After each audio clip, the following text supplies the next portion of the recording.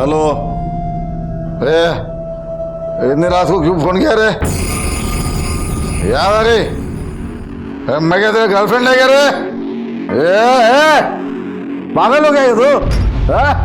अभी एक लाफा मारूंगा उधर आके। कुतरे फोन रख, फोन रख।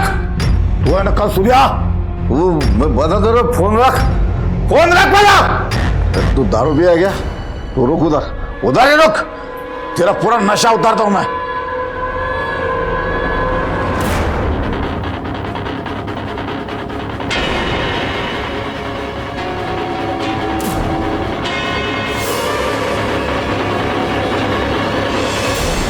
क्रोध की आग क्रोधी को ही झुलसा जाती है। किसी का फोन आया, क्रोध का पारा चढ़ा, इंसान ने आगे देखा ना पीछे और चल दिया, जैसे कि पूना के वीरेन बिरडे के केस में आई।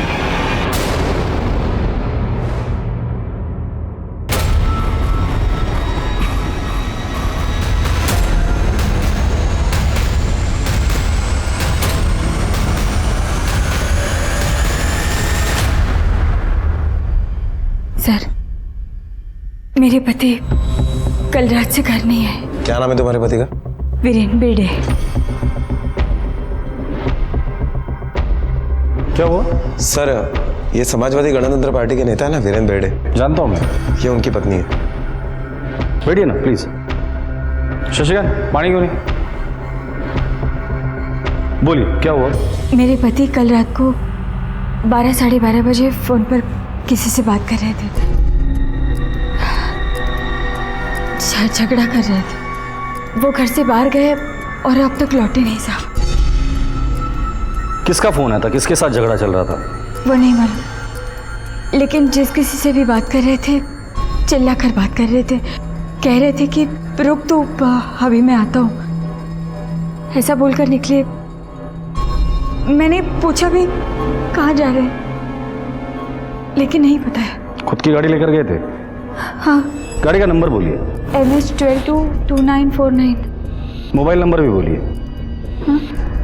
44465484। ठीक है, पूछ ले। पता करो रात 12:30 बजे किसका कॉल आया था और ये मोबाइल सर्वेलेंस पे डाल दो। मोबाइल की करंट लोकेशन पता चल जाएगी और गाड़ी का नंबर हर पुलिस स्टेशन और वायरलेस में सर्कुलेट कर देना, और थोड़ा जल्दी। बड़ी पार्टी का बड़ा नेता है।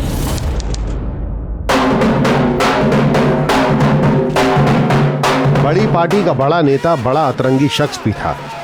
बड़ी तेजी से सीढ़ियां चढ़ता ये जमीन से आसमां की ओर बढ़ रहा था। अभी 2 महीने पहले की ही बात है। बोलो। टिकट तो मिलना था मेरे को। अरे क्या है, पार्टी हाईकमान मेरे काम से बहुत खुश है। ये इलेक्शन तो मैं जीत कर रहेगा।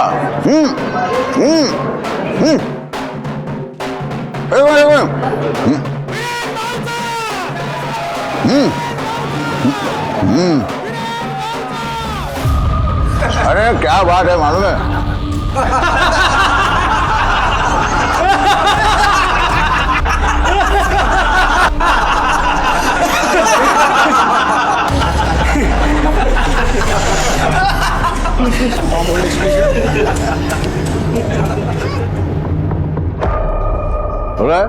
बड़ा ना?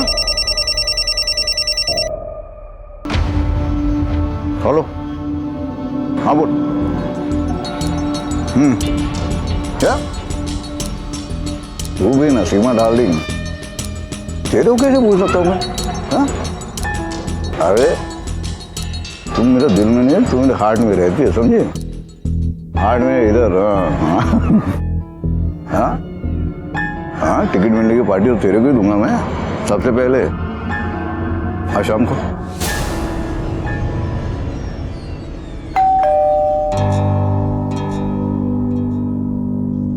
नकोय, राहू दे, मी जाते।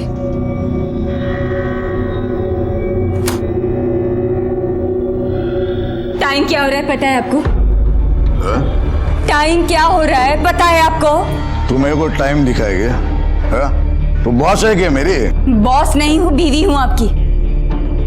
2 बच्चों की माँ हूँ, मुझे भी सब समझ में आता है। बाहर जाते हैं तो क्या करते हैं, किससे मिलते हैं, सब मालूम है मुझे। मालूम है? मालूम है? तो जाना मालूम करती रहे, जा कर दिया। नहीं चलेगा ऐसा, समझे आप? नहीं चलेगा। 2 बच्चों की बाप है आप, घर है, परिवार है, जिम्मेदारी है। बाहर तो बहुत बड़े नेता बनते रहते हैं, लड़की बाजी करते उतरिया, बीच में नहीं बोलने का, समझा ना? और तू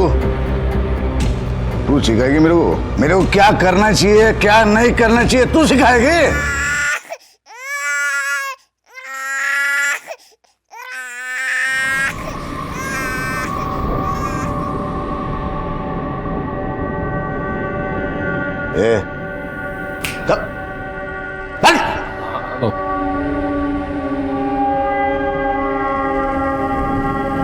मजा किरकिरा कर दिया साला।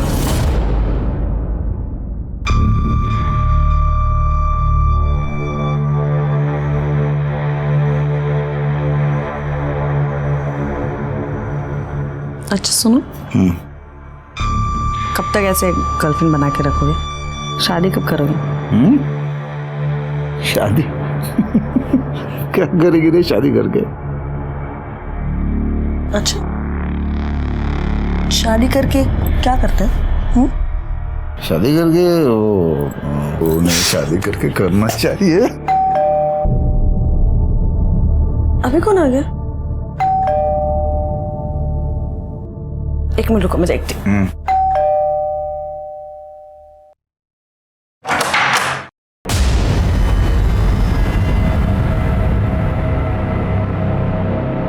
वहीनी तू कौन है रे?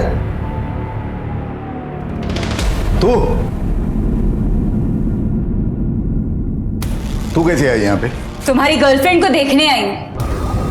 देखने आई हूँ कि 2 बच्चों के बाप की गर्लफ्रेंड कैसी होती है। भाऊ इलेक्शन सर पे है, सब लोग देख रहे हैं, बात बाहर आ जाएगी। भाऊ कर लेना तमाशा, चल निकल अभी यहाँ से, निकल। दरवाजा बंद कर ले, आजा। साड़ी में तो तूफान लग रही है तू, चल।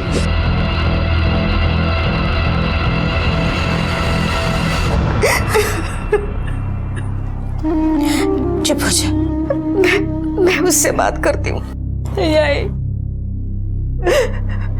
तू बात मत करना उससे, तेरे साथ बदतमीजी करेगा वो।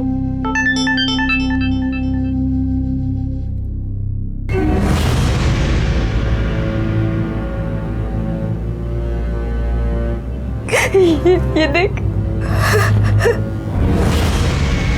ये उसने भेजी है अपनी राखेल के साथ। पढ़ना नीचे क्या लिखा है? नीचे लिखा है हम दोनों की जोड़ी कितनी अच्छी लग रही है ना। ये आदमी सुधरेगा? ये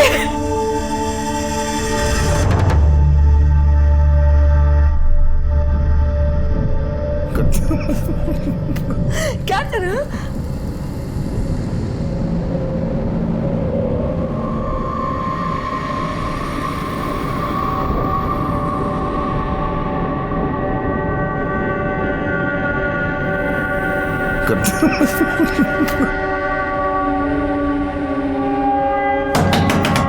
खोलो, कौन है अंदर? क्या है? हाय। ये यहाँ पे? अरे मैं उसके घर जाता हूँ तो तेरे को पसंद नहीं है, इसके लिए उसको ही अपने घर बुला लिया। अब तो ठीक है, बाय, गुड नाइट। चल तो गुड नाइट भी बोल दिया, जा तू भी आराम से जा, जा गुड नाइट, मेरा भी गुड नाइट।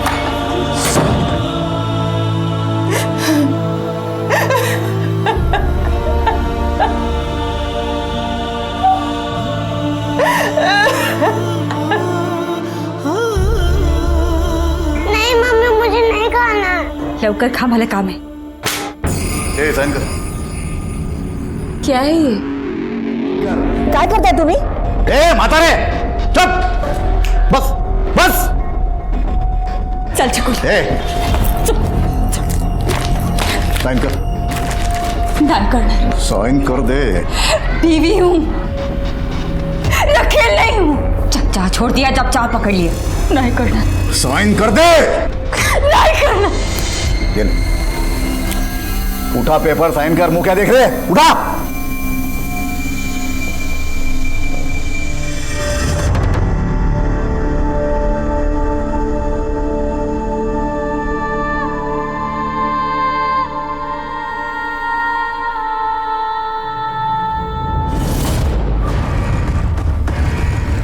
इस पे भी कर। प्रॉपर्टी के पेपर है, मेरी कमाई में से एक ढेला भी नहीं मिलने वाला तुझे। चल कर फटाफट।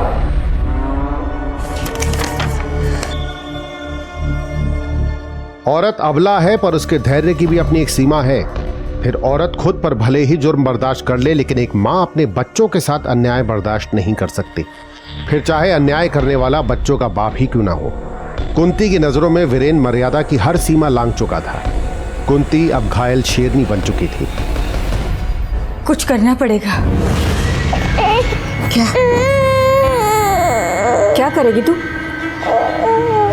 उसे मारना पड़ेगा। क्या मारना पड़ेगा? तू पागल तो नहीं हो गई है? पागल मैं नहीं, वो हो गया है। घर परिवार बच्चे सब भूल गया है। मारना ही पड़ेगा उसे, नहीं तो हम सब रास्ते पर आ जाएंगे। कैसे? वो सब मुझ पे छोड़।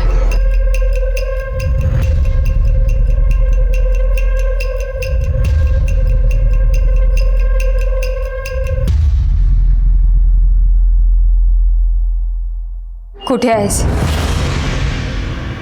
घरी है। शाम को नहीं, अभी इसी वक्त। थूका ना तेरे हाथ पे? कुछ लगा तेरे को? क्या है तू? क्या करूं बहनी? छोड़ रहा हूं मैं भाव को। मेरे को नहीं करने का है उसके लिए काम। 10 साल से उसके लिए चाकरी कर रहा हूं, गधे की तरह काम कर रहा हूं। दिन रात सही गलत जो बोला वो किया। क्या मिला मेरे को? बेइज्जती, गाली और जूता। तो कुछ करता क्यों नहीं है? क्या करूं? क्या करूं? तू बोल। जो बोलूंगी वो करेगा। क्या?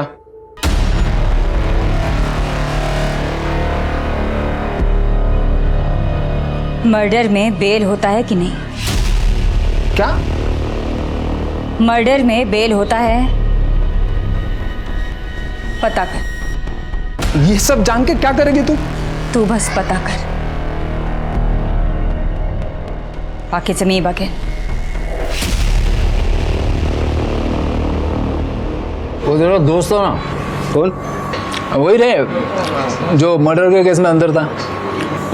उसको बेल मिल गई क्या? अरे वो सब वकील पे डिपेंड करता है, वकील पे। उसको पता होगा, मेरे को नहीं पता। तो पूछना तेरे वकील से। फोन मिला उसको? क्या देखो? ऐसे ही रहे, मैं जानना चाहता है। मिला ना फोन? मिला रहे। ठीक है, अभी तू बोल रहा है तो मिलाता हूँ फोन।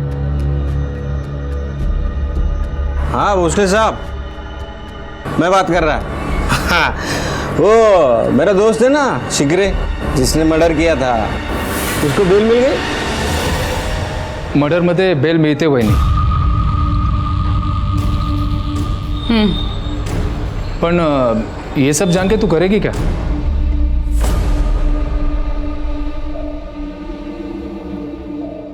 तू एक ऐसा आदमी ढूंढ जो मर्डर के केस में जेल के अंदर है। उसकी बेल करवा। वो बाहर आएगा, फिर इनको मारेगा और वापस अंदर चला जाएगा। बेल का सारा खर्चा हमारा। वो सब तो ठीक है, पर इतना पैसा तू लाएगी कहां से?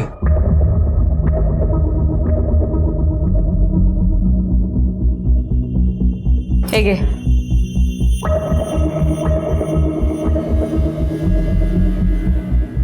भेज दे इसे। क्या दिख रहा है? जा। हाँ हाँ।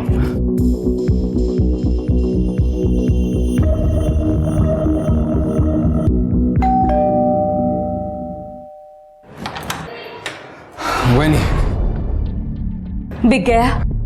हाँ ये। अब जल्दी ढूंढ उस आदमी को। किसको? क्या किसको? वही जो आदमी अंदर है जिसे तू बेल पर छुड़वाएगा, जो मर्डर करेगा। छुटकारा चाहिए ना तुझे भी और मुझे भी। हाँ तो क्या देख रहे है, जाना जल्दी जाना। हाँ हाँ।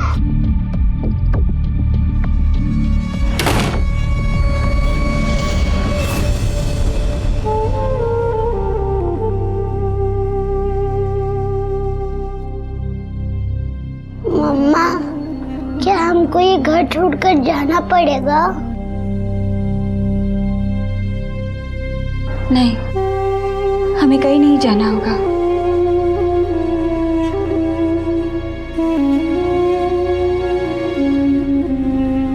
दो दिन में सब ठीक हो जाएगा।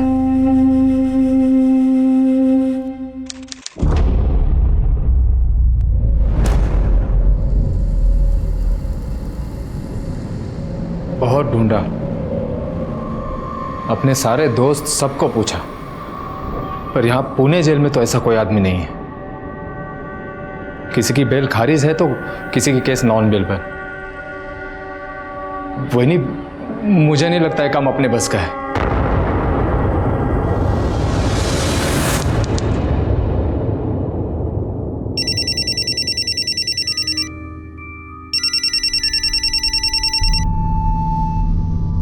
हेलो, मैं क्या तेरा गर्लफ्रेंड है क्या रे? रुक, उधर ही रुक, तेरा पूरा नशा उतारता हूं मैं।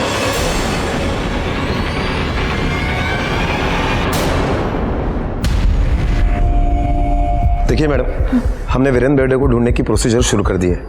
जैसे उनके बारे में कुछ पता चलेगा हम आपको इन्फॉर्म कर देंगे। फिलहाल तो आप घर जाइए, कुछ टेंशन मत लीजिए, जल्दी हम उन्हें ढूंढ लेंगे। जी।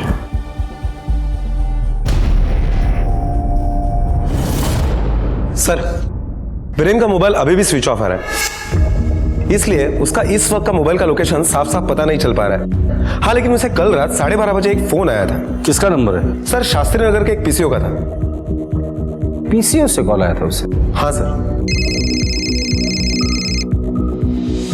Hello, okay okay sir, Virendra की गाड़ी का पता चल गया है। चलो चेक करो गाड़ी को।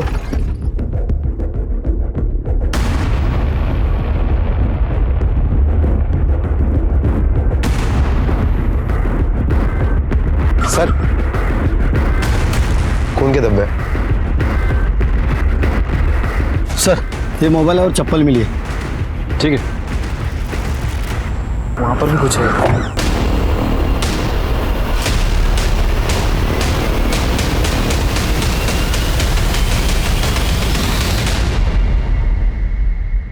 सर, चेहरा काफी झुलस चुका है। गाड़ी में खून के निशान है, इसका मतलब इसका मर्डर कहीं और हुआ है। फिर यहाँ लाकर इसकी पहचान मिटाने के लिए चेहरा जलाया गया है। पहनावे से लीडर लगता है, वीरे नहीं होना चाहिए। एक काम कर, फॉरेंसिक को बुला और बॉडी पोस्टमार्टम के लिए भेज दो। ओके। और एक गाड़ी का इस्तेमाल हुआ है। इस आसपास के एरिया में अगर कहीं सीसीटीवी मिलता है तो उसका फुटेज चेक कर, और वीरेंद्र बेर्डे की बीवी को शिनाख्त के लिए बुला लेना। Okay sir.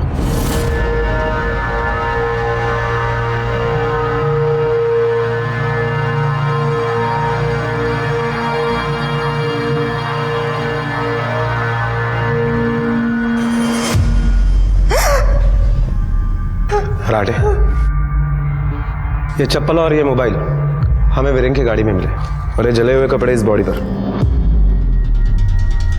जरा ठीक तरह से देखकर बताइए, क्या ये वीरेंद्र के ही है? ये उनके है।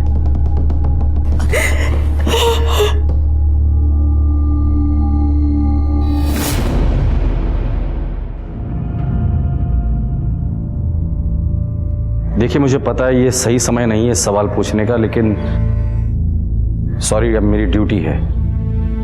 आपको किसी पर शक है? आप वीरेंद्र जी के साथ काम करते हैं ना? जी। कितने सालों से? 10 साल। साहब का कोई नया पुराना दुश्मन? नहीं, दुश्मन तो कोई नहीं। देखिए, वीरेंद्र जी के बारे में अगर किसी कोई मेरी तबीयत नहीं ठीक लग रही, घर चले।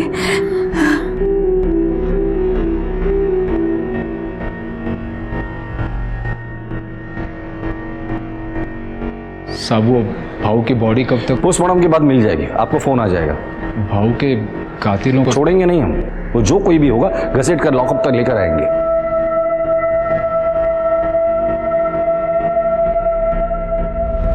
रात के गुमनाम पहर में किसी का फोन आया और क्रोध से फुफकारता हुआ वीरेन बिरडे मौत की आगोश में समा गया। और क्या वो वही था जिसने वीरेन की नृशंस हत्या कर दी? ये सब तो खैर अब तहकीकात का विषय है, पर जाने अनजाने कुंती को अपने जीवन के कहर से निजात मिल गई। इसे संयोग कहें या तकदीर की साजिश, पर कोई था जिसे अब भी इस भयानक करिश्मे पे यकीन नहीं हो रहा था। ये तूने क्या कर दिया? मैंने कुछ नहीं किया माँ। मैंने कहा था लेकिन मैंने कुछ नहीं किया। मैंने ऐसा कहा था लेकिन ऐसा कोई आदमी नहीं मिला। मैंने कुछ नहीं किया।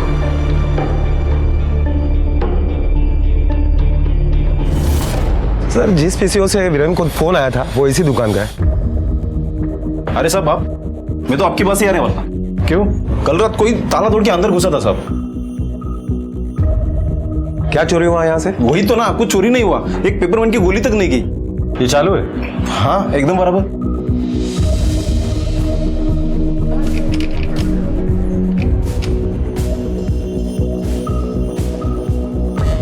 दुकान कितने बजे बंद करते हो?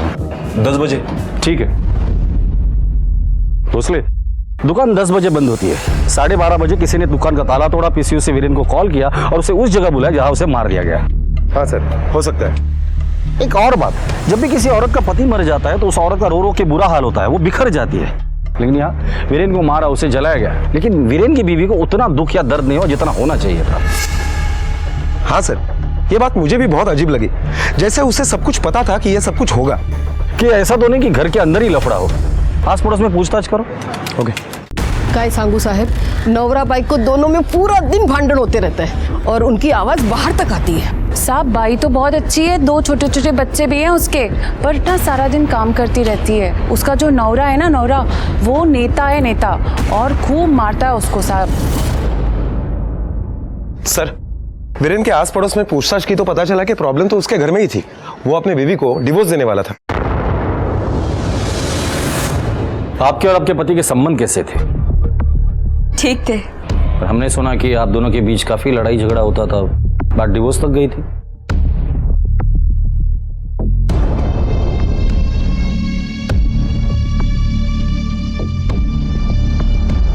ये देखिए, डिवोर्स और प्रॉपर्टी के पेपर्स दोनों साइन करवा लिए थे। और किसके लिए? गर्लफ्रेंड के लिए। गर्लफ्रेंड? क्या नाम है उसका? सीमा साळुंखे, विनय नगर में रहती है। क्या उस दिन आपके पति इसी लड़की से मिलने गए थे? मुझे नहीं पता। आपके पति का कोई वकील भी है? वही जिसने ये मनहूस पेपर्स बनवाए। जी सर, ये पेपर वीरेन ने मुझसे ही बनवाए थे। ये कोई 1 महीना पहले। मैंने कहा था कि कोई फ़ायदा नहीं है ये पेपर बनवाकर, क्योंकि तुम्हारी बीवी कोर्ट में मुकर जाएगी। लेकिन फिर भी वो अपनी बीवी से ये पेपर पर साइन करा कर ले आया, क्योंकि वो अपनी वाइफ को कुछ देना नहीं चाहता था। लेकिन सर वीरेन ने ये पेपर कभी कोर्ट में सबमिट नहीं किया। क्यों? उसने मुझे बताया कि इलेक्शन आने वाला है, अगर मैं अपनी बीवी से डाइवोर्स लूँगा तो मेरी इमेज ख़राब हो जाएगी, पब्लिक में भी और पार्टी में भी। लेकिन सर उसके बाद से सीमा साळुंखे, कोई उसकी गर्लफ्रेंड है, उसका बार बार मेरे पास फ़ोन आ रहा है। उसका कहना है कि अगर वीरेन ने अपनी वाइफ को डिवोर्स नहीं दिया तो फिर देखना मैं उसका क्या हाल करती। ठीक है, thank you. Okay sir.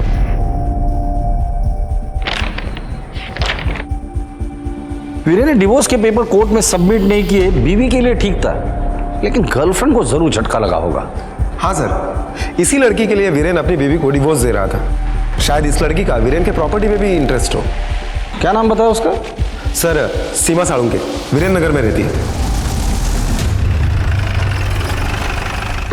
Viren बिरडे के साथ क्या रिश्ता है तुम्हारा? वो शादी करने वाला था मुझसे। तो की शादी? नहीं, मुकर गया। 2 साल तक हमारा अफेयर चला। उसने कहा था कि वो अपनी वाइफ को डिवोर्स देकर मुझसे शादी करेगा। तुमने तो उसके लॉयर के साथ भी बात की थी ना फोन पे? हाँ की थी। तब मुझे पता चला कि उसने डिवोर्स के पेपर्स बनवाए थे, अपनी वाइफ से साइन भी लिया था, पर कोर्ट में जमा नहीं किया। तो तुमने पूछा नहीं वीरेन को? उसने मेरा फोन ही नहीं उठाया। फिर मैंने उसके खास आदमी राघव से बात की, उससे कहा मेरी मदद करने को। तुम कुछ तो करो ना राघव, तुम तो सब जानते हो ना। अभी मैं क्या कर सकता हूँ इसमें? तुम उससे बात करो ना, वो मेरा फोन तक नहीं उठा रहा। और तुम्हें क्या लगता है भाऊ मेरी बात सुन लेगा? मेरी क्या इज्जत है उसके सामने, तुम्हें पता नहीं है क्या? अरे मैं तो खुद ही। तो मैं क्या करूं राघव, मैं कहाँ जाऊं? 2 साल से उसने मेरे साथ, मेरी कोई इज्जत है या नहीं? मुझे कुछ समझ में नहीं आ रहा मैं क्या करूं। देखो मैं कोशिश करता हूँ। फिर राघव ने मुझे ताई से मिलवाया। कौन ताई? वो वीरेन की पार्टी की लीडर है, मुक्ता ताई। तो उसने मदद की तुम्हारी? उन्होंने मेरी बात आराम से सुनी और उन्होंने कहा कि वो मेरी मदद करेंगी। फिर वीरेन बेर्डे का मर्डर हो गया। भोसले, ये एक पॉलिटिकल मर्डर भी तो हो सकता है। एक काम करो, ये वीरेन जिस पार्टी के लिए काम करता था उसके किसी वर्कर को बुला कर लेकर आ, या फिर ऐसे आदमी को लेकर आ जो यहाँ के सारी पार्टियों की खबर रखता हो। ओके साहब, मुक्ताताई और वीरेन भाऊ है ना, उन दोनों का ना 36 का आंकड़ा था। और वो वीरेन भाई का वो था ना, क्या बोलते हैं उसको, फंटर राघव, वो अक्सर मुक्ताताई से मिलने आया करता था। मैंने खुद देखा था। कितनी बार आया था मिलने? सर पिछले कुछ दिनों में 5-6 बार आया होगा, ज्यादातर रात को आता था। और साहब ये जो वीरेन भाऊ है ना, ये राघव के साथ है ना कुत्ते माफिक बर्ताव करते थे।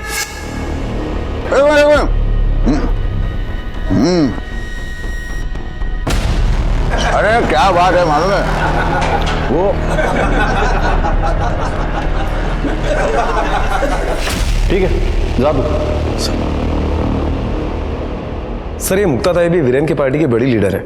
अच्छा चलो मिलते हैं इस मुक्ता ताई से।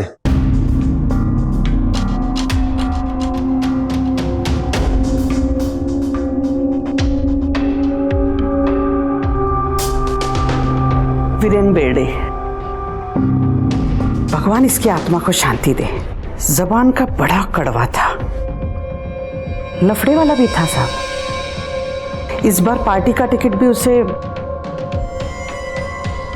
4 साल से शास्त्री नगर इलाके से काउंसिल इलेक्शन में मैं खड़ी रहती थी।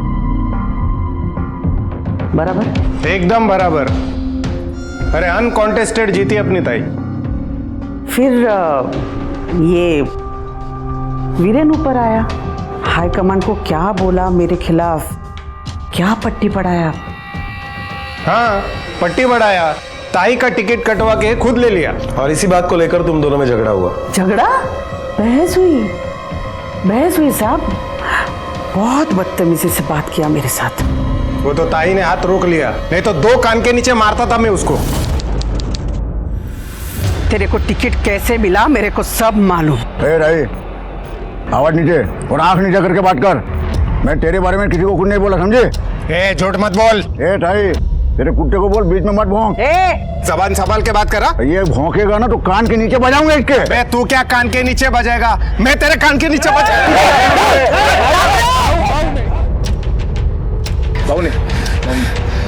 चल इसको तो मैं बाद में देखती है। चल। मैं तो इतनी भली कि खुद उसके पास सुलह करने गई। मिठाई और गुलाब लेके।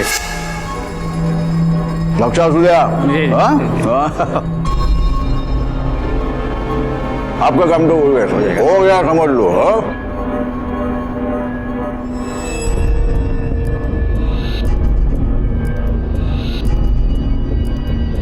ले पकड़। अरे बधाई देने वास्ते आई। देख जो भी फैसला है पार्टी का, इसमें तेरा मेरा क्या। झगड़ा भूल जा, भांडन छोड़ून दे। काय हो गया तेरा निकालता। लोग खाना खा के जाने का समझा ना सब लोगों ने, कोई भी भूखा पेट जाने के नहीं अपने घर से, समझा? मेरा तो मन किया जाके उसको जान से छोड़ना। क्यों इतना उबाल रहा है? हा? जो जैसा होगा वैसे ही करेगा ना। वो बिच्छू है तो डंक मारेगा ही। ये राघव आया था ना मिलने आपसे। कौन राघव? राघव जगताप। कौन है रे राघव? ताई वो वीरेन का कुत्ता। हाँ साहब आया होगा। अभी यहाँ आपने देखा दिन में 100-200 लोग तो आते ही रहते हैं। तो सीमा भी आई थी ना आपसे मिलने, राघव के कहने पर। सीमा? अच्छा वो राघव, वीरेन का आदमी। हाँ हाँ, वो आया था। वो बोला कि उस लड़की को हेल्प चाहिए, कह रहा था वीरेन उसका इस्तेमाल कर रहा है, आप कुछ कीजिए। मैंने कहा ठीक है, लेके आओ उसको, मैं न्याय दिलाऊंगी उसको। मैडम आपसे कोई मिल रहा है और कह रहे हैं कि आपने उन्हें बुलाया था। वो मैं वीरेन के बारे में बात करने आई हूँ। हाँ मालूम है, बोल ना बोल। आप प्लीज मानसद बोल। आई वो उसने मुझे वादा किया था कि वो अपनी बीवी को तलाक देगा और मुझसे शादी करेगा, लेकिन मुकर गया। इस्तेमाल किया ना तेरा। वाईट माणूस है, वाईट माणूस है। ताई आता मी काय करू? करते हैं, कुछ तो करते हैं। अबला और शोषित लोगों के लिए ही हम हैं। देखो ना, अपने ही पार्टी का आदमी, लेकिन चाल चलन देखो उसका। मैंने कहा उस लड़की को मैं न्याय दिलाऊंगी तुमको। कैसे? कैसे मतलब, वो लड़की ने बोला मुझे कि उसके पास फोटो है, वीरेन के लेटर्स हैं। तो मैंने उसको पूछा कि मैं अगर प्रेस कॉन्फ्रेंस बुलाऊं, मीडिया बुलाऊं तो बोलोगी? तो बोली हाँ। अभी क्या है ना साहब कि अपने राजनीतिक प्रतिद्वंदी के खिलाफ हमें भी तो मसाला चाहिए ना। अरे चाय ठंडा मंगाओ साहब के लिए। नहीं, सुकुन, थैंक यू।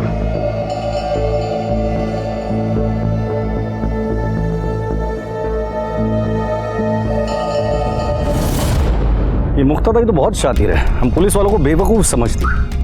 मुझे तो लगता है इन सब की मिली भगत है। हाँ सर, मुझे भी ऐसा ही लग रहा है कि इनमें से किसी एक ने अपना काम निकालने के लिए वीरेन की हत्या कर दी। किसी एक ने, फिर या इन सब ने मिलकर। इस राघव की कुंडली निकालो, बुला लो उसे पुलिस स्टेशन। ओके। राघव, तुम तो वीरेन भाऊ के खास आदमी हो ना? हो सर।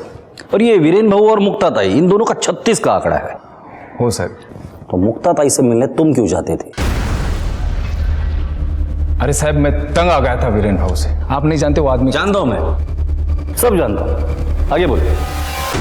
तो मैंने सोच लिया था वीरेन भाऊ के साथ काम नहीं करूंगा, किसी और नेता के साथ काम करूंगा, इसलिए मुक्ताताई से मिलने गया था। तो मुक्ताताई से काम मांगने गया था तू?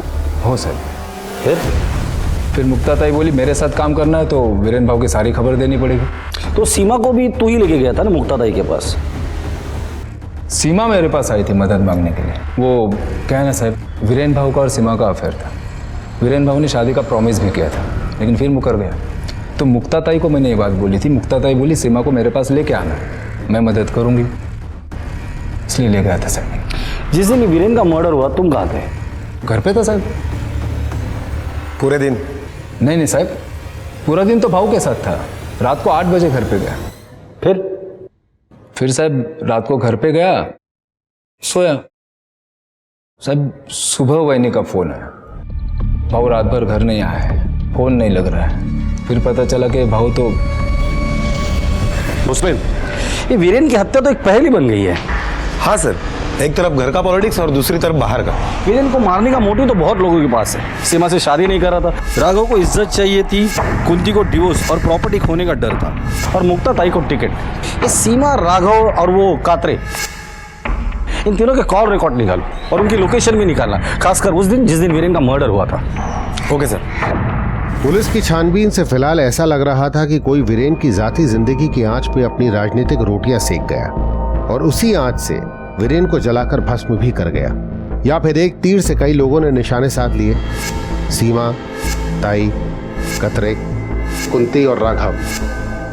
हालांकि हत्या करने की नीयत से पुलिस को राघव का कोई ठोस मोटिव नहीं मिला, पर कभी कभी नीयत की कारीगरी को एक जौहरी की जरूरत पड़ती है।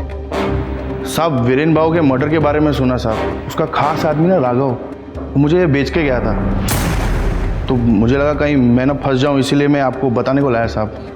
कब बेचे थे ये गहने? साहब मर्डर के कुछ दिन पहले बेचा था साहब। कुछ बोला क्यों बेच रहा है? नहीं साहब, और मैंने पूछा भी नहीं साहब, क्योंकि हमारे यहाँ वैसे भी बहुत लोग आते हैं गहने बेचने के लिए। ठीक है, जब तक इस केस की इन्वेस्टिगेशन चल रही है ये गहने तुम संभाल कर रखना। ठीक है सर। लेकर जाओ। सर इतने सारे लेडीज के गहने राघव के नहीं हो सकते। हाँ साहब, मैंने ही बेचे थे गहने, कुंती वही ने देते बेचने के लिए। हाँ साहब, मैंने ही दिए थे गहने राघव को बेचने के लिए। क्यों? बच्चों को क्या खिलाती साहब? घर में 1 रुपया नहीं था, घर का राशन भी खत्म हो गया था और सारे पैसे वो अपनी गर्लफ्रेंड पर उड़ाते थे। मैं क्या करती, मुझे देने पड़े गहने बेचने के लिए। घर चलाने के लिए इतना पैसा? लाखों रुपए के गहने थे वो। आपको दिखाए थे ना मैंने पेपर्स, प्रॉपर्टी और डिवोर्स के साइन करवा लिए थे मुझसे। अगर वो मुझे घर से निकाल देते तो कहाँ जाती? रास्ते पर? बच्चों को कहाँ रखती? क्या खिलाती? मेरे पास कोई और रास्ता नहीं था। उनको बताती ना तो मेरे पास से सारे गहने ले लेते, इसलिए बिना बताए राघव को दे दिए थे बेचने के। वीरेन की पोस्टमार्टम रिपोर्ट देखने के बाद लगता है कि वीरेन की हत्या में 1 से ज्यादा लोग शामिल थे। हाँ सर, रिपोर्ट के अकॉर्डिंग मौत गला दबाने की वजह से हुई है, पर उसके सर पर भी भारी चीज से वार किया गया और बाद में ले जाकर उसे जंगल में फेंक दिया गया। ये किसी एक आदमी का काम नहीं हो सकता। और वीरेन की बॉडी जहां मिली थी वहां और भी गाड़ियों के निशान मिले थे। हो सकता है कि लोकल बदमाश इसमें इन्वॉल्व हो। जितने भी हिस्ट्री शीटर है सबको उठाकर लेकर आओ।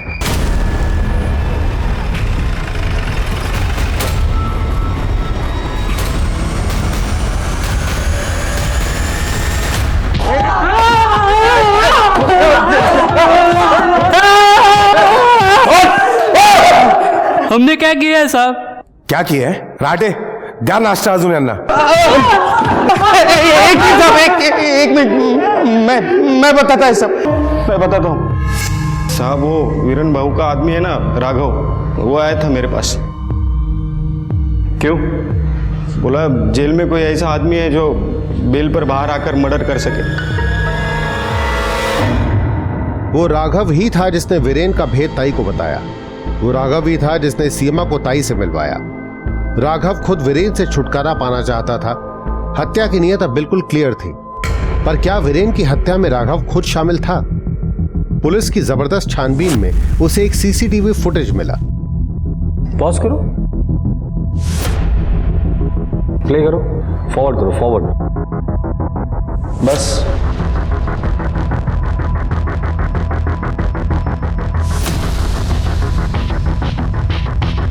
11 बजे ये घर से निकला और 2:30 बजे घर पर वापस आया।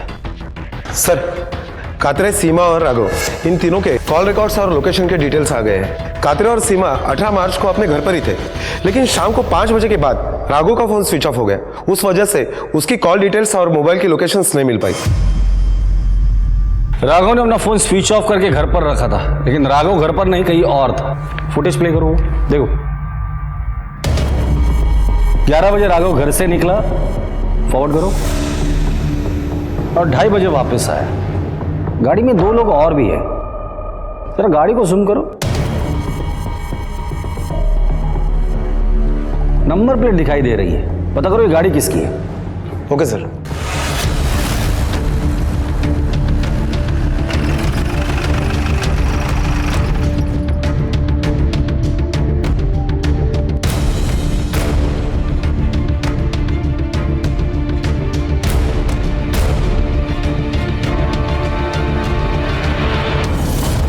ये क्या बोल रहे हैं साहब? मैंने मारा भाऊ को, मैंने?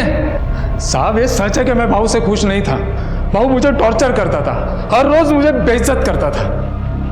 लेकिन साहब मैंने उसका 10 साल नौकरी किया है, इज्जत करता था मैं उनकी। मैं कैसे मार सकता हूं उनको?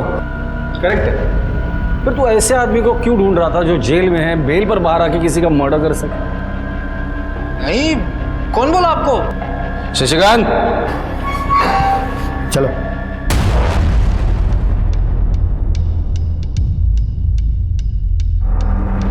कुछ याद आया?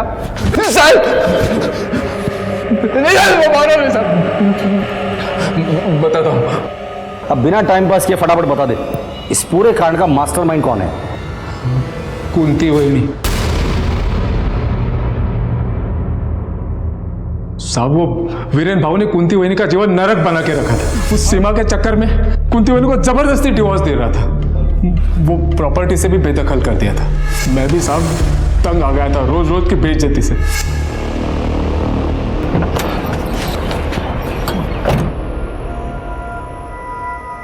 मैं तेरे को बोला था जूता पॉलिश करने के लिए, ठीक है? कूली लग रहा हूं मैं।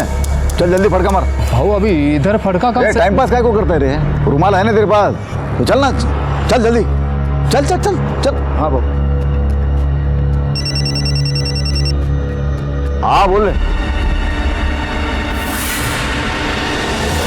कुंती वहिनी बोली प्लान बनाते हैं, कोई ऐसा आदमी ढूंढ जो बेल पे बाहर आके मर्डर कर सके। मैंने ढूंढा भी साहब, पर यहाँ पुणे जेल में तो ऐसा कोई आदमी नहीं है। मुझे नहीं लगता है काम अपने बस का है। तो तू करना फिर, मैं देती हूँ पैसा।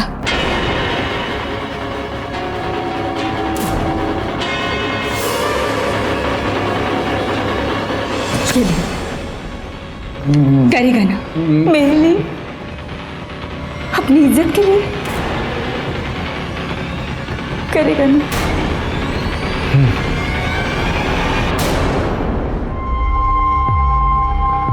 ये पूरे देखो, काम जोखम का है, होगा ना? हो जाएगा, तुम सिर्फ प्लान बताओ।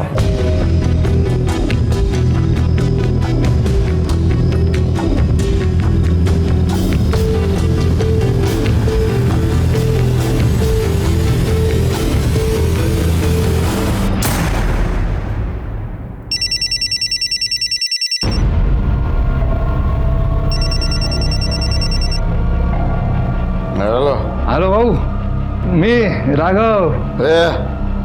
इतनी रात को क्यों फोन किया रे? आपका बहुत याद आ रहा है। मैं क्या तेरा गर्लफ्रेंड है क्या रे? अभी एक लाफा मारूंगा उधर आके। आना ये कुतरिया खोल रख।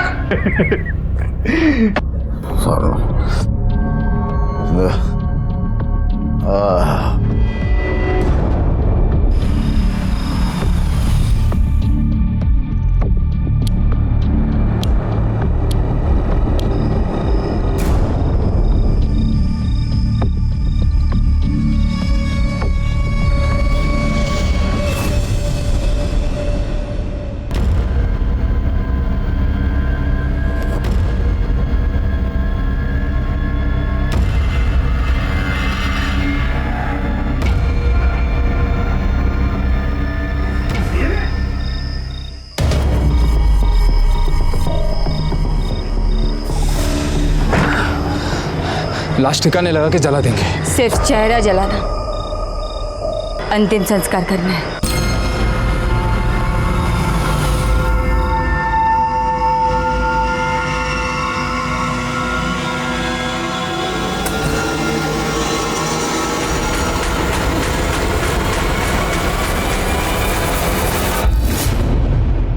हत्या या अपराध कभी किसी समस्या का समाधान नहीं हो सकता। इनफैक्ट ज्यादातर अपराध समस्या को और भी विकट बना देते हैं। अब कौन संभालेगा कुंती के बच्चों को? क्या अब उनको बरसों अपनी माँ के बिना जीना पड़ेगा? कुंती एक बेहद फिक्रमंद माँ थी, पर उसके आगे अपराध के अतिरिक्त और भी तो रास्ते थे। फिर अपराध ही क्यों? जीवन को उसके नियमों, उसके मूल्यों के जरिए पहचानिए, नहीं तो नियत अच्छी ही क्यों ना हो, जिंदगी नर्क बन जाती है। देखते हैं हमारे आज के एपिसोड की दूसरी कहानी।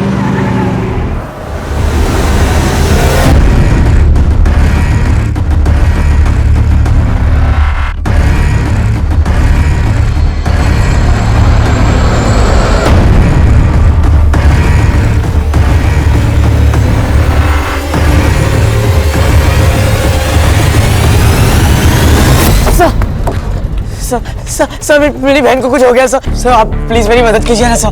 क्या हो गया? वो अब तक घर नहीं लौटी है सर। सब पता नहीं कहाँ चली गई है। एक मिनट, शांत हो जाओ, डिटेल में बताओ क्या हुआ। नॉर्मली 5 बजे तक आ जाती है सर, बट आज अब तक नहीं आई है सर। एक मिनट। नहीं सर, मुझे लगता है ना उसने कुछ तो किया होगा सर। उसने कुछ तो किया होगा। एक मिनट, किसने क्या किया है? हमारा बाप सर वो 1 नंबर का आदमी। मुझे लगता है ना मेरी बहन को कुछ किया होगा सर। वो मेरी बहन को कुछ भी कर सकता है सर।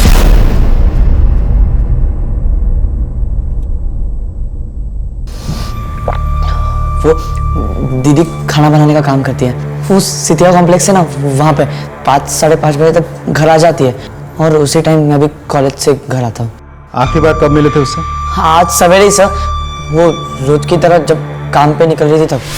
बाबा, बाबा आपका टिफिन रेडी है। ए चल उठ, तो बच्चा नहीं है अभी कि तेरी बहन तेरे पीछे लग के तुझे कॉलेज भेजे, मर मर के तेरा ख्याल रखे। चल उठ। मुझसे ज्यादा ख्याल तो तुम्हारा रखती है, जो चाहिए वो लेके देती है। ये तो बकवास हो रहा है तो। बाबा, अरे मूछें नहीं निकली इसकी, बराबरी कर रहा है मेरी। तुम्हारे इतना नालायक नहीं हो जो तुमसे बराबरी करूंगा, समझे? क्या बोला? जाने दीजिए ना, गलती से बोल दिया होगा इसने।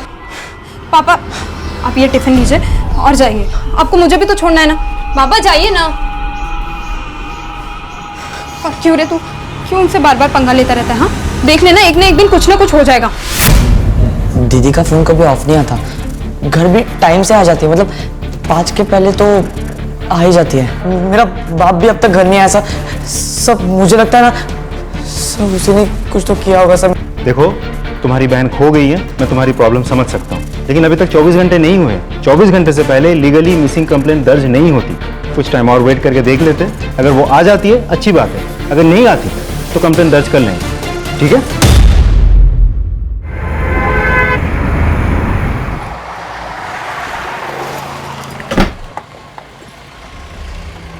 Good morning sir. ये लड़का कौन है? सर रिपोर्ट लिखवाने आया है, कल भी आया था, कह रहा है बड़ी बहन लापता है। सर बहन का नाम शिल्पा है, कुक का काम करती है, डिवोर्सी है। सर अपने काम से कहीं गई होगी, छोटी बच्ची तो है नहीं, लेकिन लड़का मानने को तैयार ही नहीं है। और माँ बाप? सर ये तो खुद बाप पे इल्ज़ाम लगा रहा है, कह रहा है बाप ने ही बहन को गायब करवाया होगा, और बातों से साफ लगता है कि बाप से बहुत नफरत करता है। कोई फोन वोन वगैरह? तो शिल्पा का फोन तो स्विच ऑफ है, बाप का फोन बज रहा था, वो भी स्विच ऑफ आ रहा है। सर अब तो 24 घंटे हो गए ना सर, प्लीज आप मेरी बहन को ढूंढिए ना सर। सर आपने बोला था ना। एक बार फिर से फोन ट्राई करो। सर मैं सुबह से फोन ट्राई कर रहा हूँ सर, अब उसका फोन भी स्विच ऑफ आ रहा है। किसकी बात कर रहे हो? सर मेरे बाप की। सर वो आदमी कुछ भी कर सकता है सर, प्लीज मेरी बहन को ढूंढिए ना sir, please sir. Vijay, sir इसकी रिपोर्ट लिख लो, बहन की सारी डिटेल ले लो। चलो।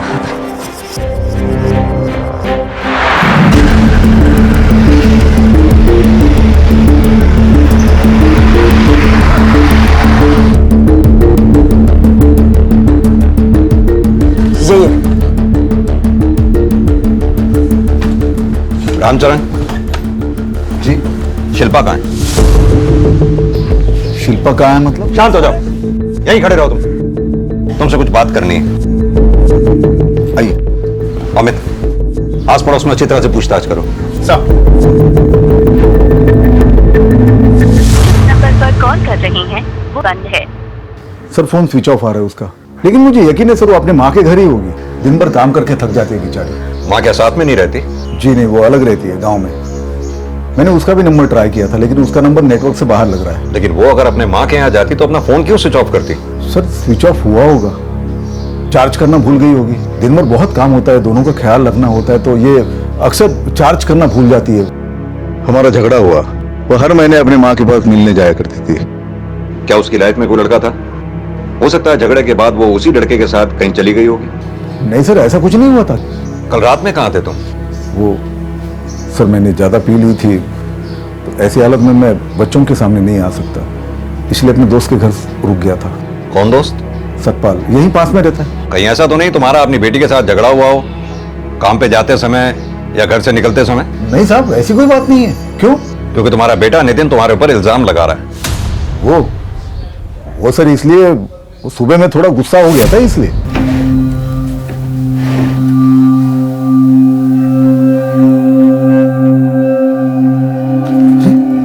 पैसे कहां गए? नितिन!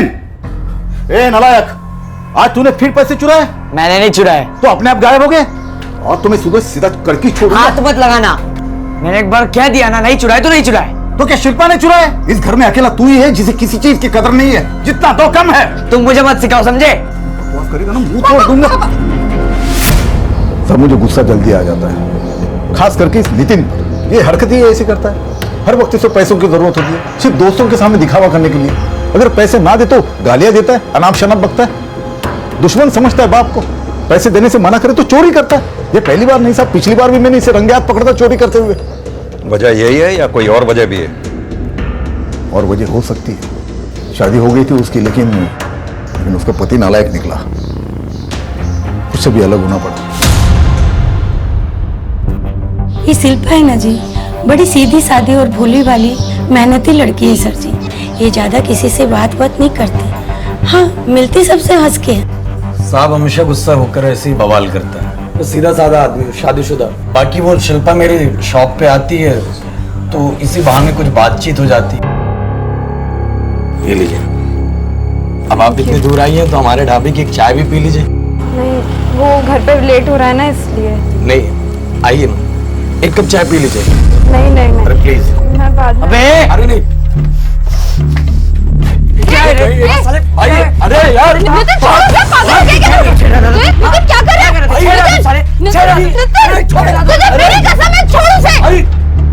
चल यहाँ से, चल। पागल है साला। साहब मैं तो ज्यादा बोलती नहीं, लेकिन सब देखती हूँ। शिल्पा जितना सीधा साधा बनती है ना, उतनी ही टेढ़ी है। और ये आदमियों को तो कुछ समझ में आता नहीं है साहब कि वो कितनी पहुंची हुई चीज है। अकेली अपने आदमी से अलग यहाँ रहती है और सब आदमियों को देखकर हंस हंस के बातें करती है। ये ऐसी बहन है ना, इसलिए नितिन इतना परेशान रहता है साहब। गई होगी कहीं मौज मस्ती करने, और उसका डिवोर्स भी हो चुका है। सर, अमित बाप को भरोसा है कि शिल्पा एकदम ठीक होगी, वहीं दूसरी तरफ भाई है जो उसकी सलामती के लिए डरा हुआ। सर पड़ोसी को भी कहना है कि नितिन अपनी बहन को लेकर कुछ ज्यादा ही प्रोटेक्टिव है। बाप के साथ भी उसकी खास बनती नहीं थी। तो सर ऐसा भी हो सकता है कि अपनी बहन की सेफ्टी को लेकर उसके मन में जो डर है वही गुस्सा बन के अपने बाप पे निकल रहा हो। और कुछ पता चला? सर शिल्पा के बारे में बहुत मिक्स्ड इन्फॉर्मेशन मिल रही है। कोई कह रहा है शिल्पा बहुत अच्छी औरत है, सीधी सादी औरत है, वहीं कोई शिल्पा के कैरेक्टर पे उंगली उठा रहा है। अमित एक बात तो तय है, बाप और भाई दोनों की जिम्मेदारी शिल्पा के ऊपर थी। तो ये भी तो हो सकता है कि काम के प्रेशर से तंग आकर वो खुद कहीं चली गई हो। शिल्पा के बाप का कहना है कि शिल्पा अपनी माँ के यहाँ गई होगी, नोएडा में। शिल्पा की माँ से कांटेक्ट करो और पता लगाओ कि शिल्पा का मोबाइल स्विच ऑफ होने से पहले उसके फोन की लास्ट लोकेशन क्या थी। साहब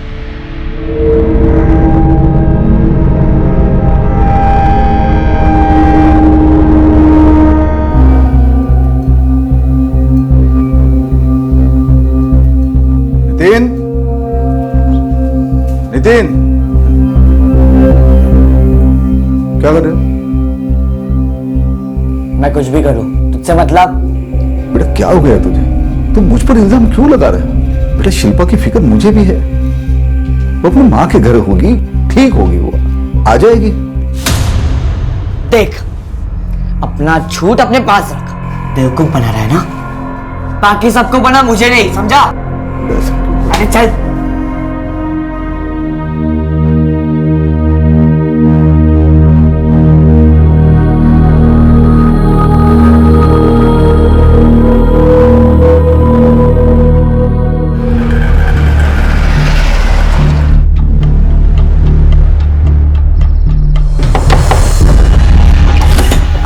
भाई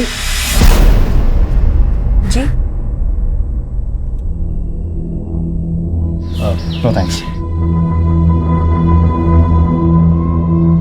देखिए वो यहाँ नहीं आएगी, हमारी आपस में कोई बात नहीं होती है। मतलब आप शिल्पा के कांटेक्ट में नहीं है? पति के साथ बातचीत नहीं होती, मैं समझ सकता हूँ। बच्चे के साथ भी बातचीत नहीं होती? हाँ कभी कभी बात हो जाती थी। और यहाँ ऐसे आप अलग क्यों रहती है? आपस में बनती नहीं थी। रोज रोज सबके सामने तमाशा करने से बेहतर था कि अलग हो जाएं। लेकिन वो तो देखिए साहब, मेरा उन लोगों से अब कोई लेना देना नहीं है। कितने सालों से ना तो मेरी उनसे कोई बात हुई और ना ही मिलना, इसलिए आप मुझसे पूछताछ करके अपना समय बर्बाद कर रहे हैं। अरे आपकी बेटी जिंदा है या नहीं है, कहाँ है, गायब है, गुमशुदा है, लापता है, आपको इन सारी चीजों से कोई लेना देना नहीं है।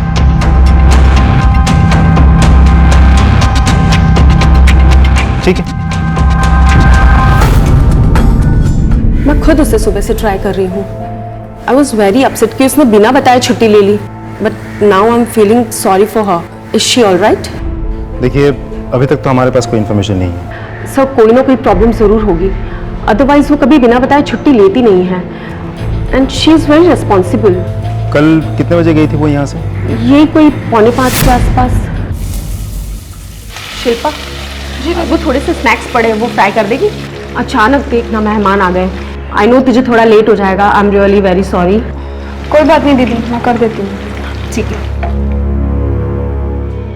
एक्स्ट्रा काम होने के बाद भी उसने अपना काम फटाफट निपटाया और वो वही अपने नॉर्मल टाइम पर चली गई थी 4:45 के आसपास। और उसे अपने भाई के घर आने से पहले घर पहुंचना होता है। कल जब वो यहाँ आई थी वो स्ट्रेस्ड लग रही थी या डिस्टर्ब लग रही थी?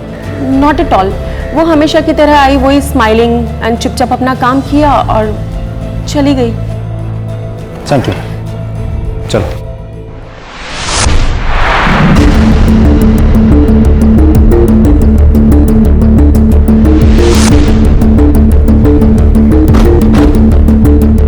शिल्पा 4:45 को निकलकर करीब 5 या 5:15 तक घर पहुंच जाती है।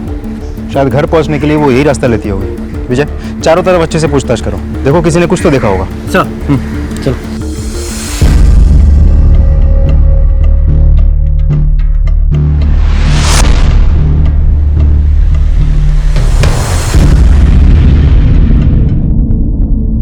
सर उसने कोई वजह नहीं दी और अपने डाइवोर्स के बारे में भी कुछ नहीं बताया। बेटी लापता ये सुन के भी खास कुछ परेशान नहीं थी वो। हो सकता है ऐसा उसने पहली बार ना किया हो। सर एक बात मुझे अजीब लगी, जब वो मेरे साथ बात कर रही थी मुझे न जाने क्यों ऐसा लग रहा था कि मुझसे कुछ तो छिपा रही है वो।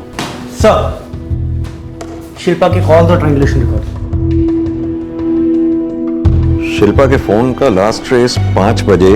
अमित, ये टावर तो मुखर्जी नगर का है। Yes sir, exactly. ये बात मुझे भी खटकी। एक सेकंड, मैं दिखाता हूं मैप में सर। ये देखिए सर, शिल्पा काम करती है यहां। ये घर पहुंचने का यूजुअल रूट है और फोन हमें मिला यहां, Mukherjee Nagar, totally opposite direction. ये मुखर्जी नगर एरिया तो शिल्पा के मां के घर जाने वाले रास्ते में भी नहीं आता। अमित एक काम करो, इस एरिया में आसपास जितने भी लोग हैं उनसे पूछताछ करो, शायद किसी ने कुछ देखा हो। सर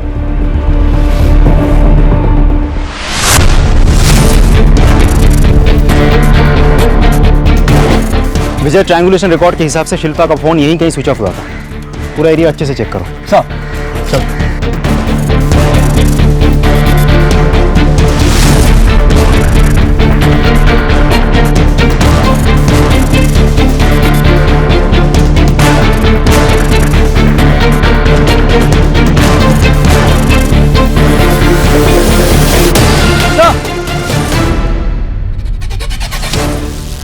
सर ये देखिए, ये फोन वहां पड़ा मिला। देखो स्विच ऑन होता है चलो। हो रहा है सर।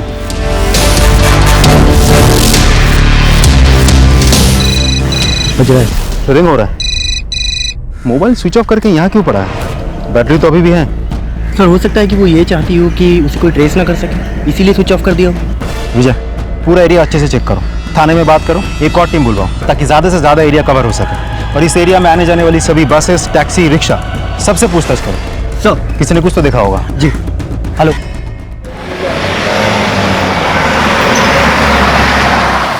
ये शिल्पा का मोबाइल मुखर्जी नगर के पास मिला हमें, स्विच ऑफ हुआ हुआ। वो रास्ता ना तो यहां तक आता है और ना ही शिल्पा के मां के घर तक जाता है। किसी से उसका कोई झगड़ा, कोई पुरानी रंजिश या फिर हाल ही में किसी से कोई अनबन हुई हो, क्योंकि उसकी जान को खतरा हो सकता है। नहीं सर, तू तेरा नाटक बंद करा। सर मैं बता रहा हूँ इस ने कुछ तो किया है सर। सर आप शांत हो जाओ नितिन। शिल्पा की किसी से दुश्मनी की कोई गुंजाइश नहीं है। शिल्पा ऐसी लड़की थी ही नहीं, वो तो सबके साथ मिलजुल के रहती है। कहीं रवि ने? रवि कौन? शिल्पा का पति। शादी के 1 हफ्ते बाद वो अलग हो गए थे। सर 6 साल हो गए इस बात को। अब क्यों? अगर मुझे कुछ करना होता ना सर तो मैं 16 साल पहले करता, इतना इंतजार नहीं करता।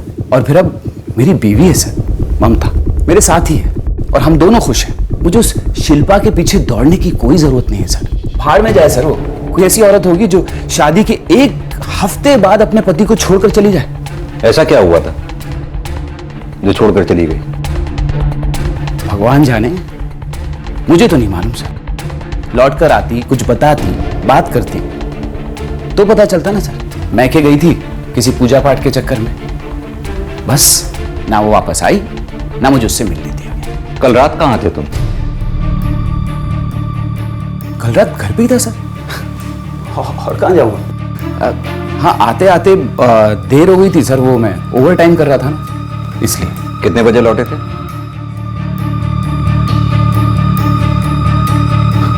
वो याद नहीं है सर। आपको तो याद होगा। जी वो ये तो सो रही थी उस वक्त जब मैं आया, इसे क्या पता होगा। जी ठीक है, अभी तो मैं जा रहा हूं, अगर सवाल हुए तो फिर वापस आऊंगा।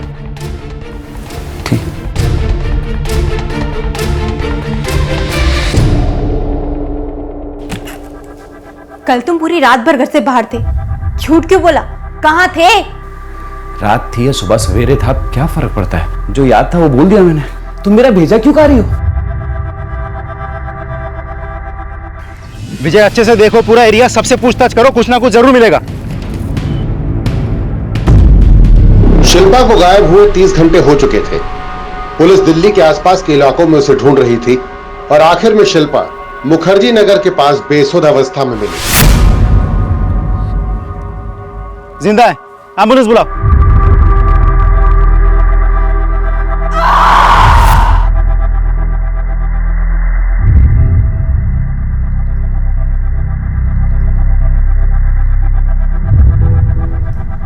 डॉक्टर साहब, शिल्पा ठीक है ना?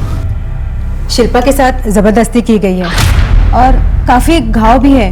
घाव देखकर तो ऐसा लग रहा है कि बहुत से लोगों ने मिलके उसके साथ।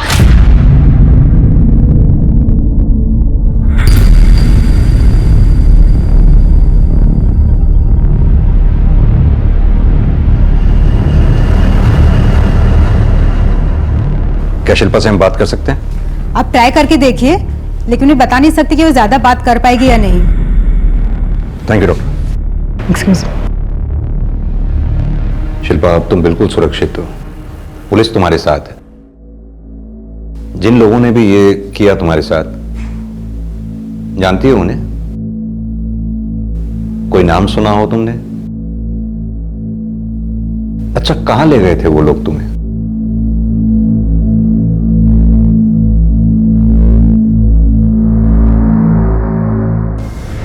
सर शिल्पा तो कुछ बोल ही नहीं रही है। हमें जिसको भी शिल्पा जानती है पता करो उस वक्त उस एरिया में कौन कौन वहां मौजूद था जहां शिल्पा मिली।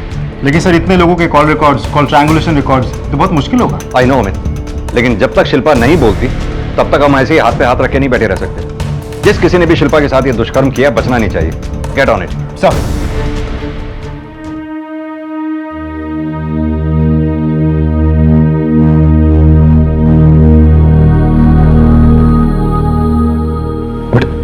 ठीक हो जाएगा।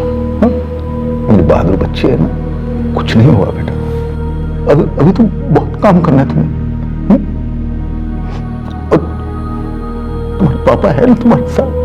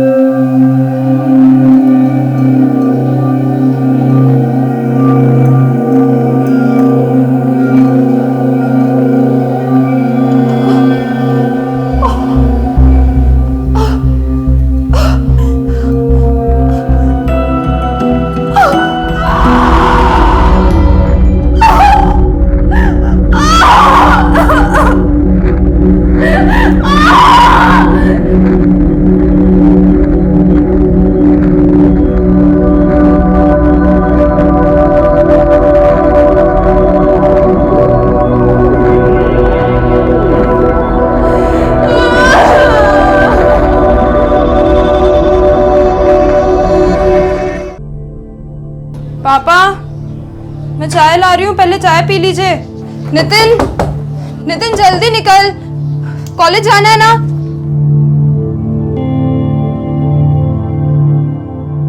ये लीजिए पापा, आपका डब्बा भी रेडी है, मैं लेकर आती हूँ। सुनो, मैं रुक जाऊं तुम्हारे साथ?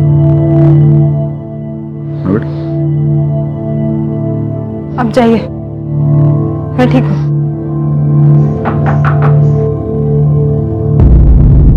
सर आप कैसी हो शिल्पा? शिल्पा, उस दिन क्या हुआ था? देखो शिल्पा, अगर तुम ही चुप रहोगी तो हम अपराधियों तक कैसे पहुंचेंगे? जिन्होंने भी तुम्हारे साथ ये घिनौना काम किया है उसे सजा दिलवाएंगे हम। बस तुम्हें हमारी मदद करनी होगी। दी बताओ ना जो सच है। अब क्यों इस आदमी की मदद कर रहे हो दी? क्यों इसे बचा रहे हो? ये आदमी किसी चीज के लायक नहीं है दी। बेकार में आप इसकी मदद कर रहे हो दी। दी बताओ ना, यही था ना जो आपको वहां कहीं तो छोड़ के आया दी? दी भाड़ में जाए आदमी। नफरत बस करो।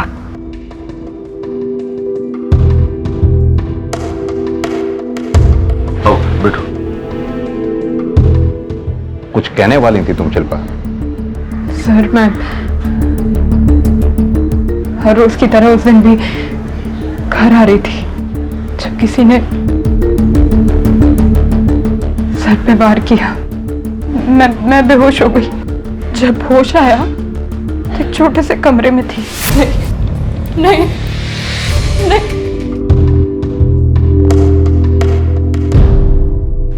जैसे ही वहां से मौका मिला मैं भाग गई।